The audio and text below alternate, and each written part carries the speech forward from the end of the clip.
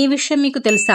9వ జ్యోతిర్లింగం కాశీ విశ్వేశ్వర జ్యోతిర్లింగం. వారణాసి, బనారస్, కాశీ ఇలా చాలా పేర్లున్నాయి ఈ క్షేత్రానికి. ఎంత చెప్పినా తక్కువే ఈ జ్యోతిర్లింగం గురించి. ఈ భూమండలంలో మొదటిసారి ఆ శివుడు పాదం పెట్టిన ప్రదేశం ఈ కాశీ. హిందువులకు అత్యంత పవిత్రమైన పుణ్యక్షేత్రం. ఇది ఉత్తరప్రదేశ్ రాష్ట్రంలో ఉంది. ఇక్కడ ప్రవహించే గంగా నదిలో స్నానం చేస్తే సర్వపాపాలు నశించి తిరిగి పునర్జన్మ ఉండదని వరుణ, అసి అనే 2 ఉపనదులు కాశీ నగరం వద్ద గంగా నదిలో కలుస్తాయి. అందుకే ఈ క్షేత్రానికి వారణాసి అనే పేరు వచ్చింది. బ్రిటిష్ వారి కాలంలో వారణాసి బనారస్ అయ్యింది. బౌద్ధులకు, జైనులకు కూడా ఇది పుణ్యక్షేత్రం. ఇక్కడ గంగా నది హిందూ మతం, హిందుస్థానీ సంగీతం, పట్టు వస్త్రాల నేత, సంస్కృతి, సంస్కృత పండితుల పీఠం, కాశీ నగరపు సంస్కృత చిహ్నాలు ప్రముఖంగా స్మరణకు వస్తాయి. కాశీ శివుని నగరం. శివపార్వతుల వివాహం జరిగిన తరువాత ఇక్కడే ఉన్నారని ప్రతీతి. కాశీలో ఉన్న త్రిశూలం చాలా మహిమగలది. కాశీ నగరం త్రిశూలంపై నిలబడి ఉందని అంటారు. కాశీ మొఘల్ పరిపాలన కాలంలో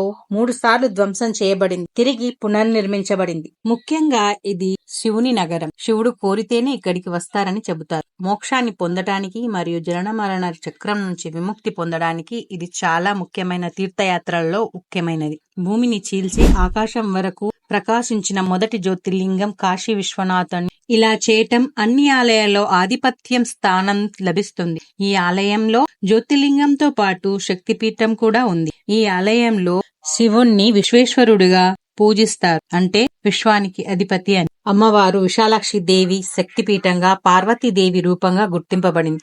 ఈ క్షేత్రం అష్టాదశ శక్తి పీఠాల్లో ఒకటి. అన్నపూర్ణాదేవి ఆలయం.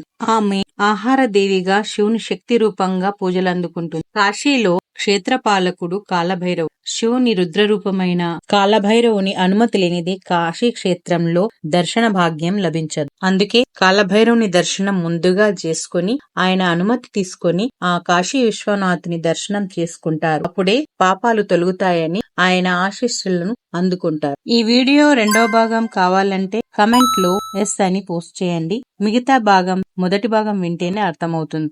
ఈ వీడియో గనుక మీకు నచ్చినట్లయితే లైక్ చేసి షేర్ చేయండి. సబ్స్క్రైబ్ చేసి అకౌంట్ ని ఫాలో చేయండి.